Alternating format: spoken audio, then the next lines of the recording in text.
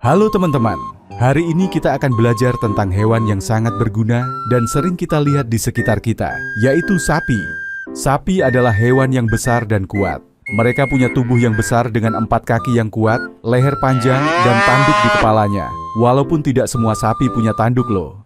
Sapi punya telinga yang lebar dan suka bergerak, jadi mereka bisa mendengar suara dari jauh. Terima kasih sudah menonton video ini. Kalau kalian suka belajar tentang hewan-hewan lainnya, jangan lupa klik like, subscribe, dan nyalakan lonceng notifikasinya ya, supaya kalian tidak ketinggalan video seru berikutnya. Sampai jumpa di video selanjutnya teman-teman.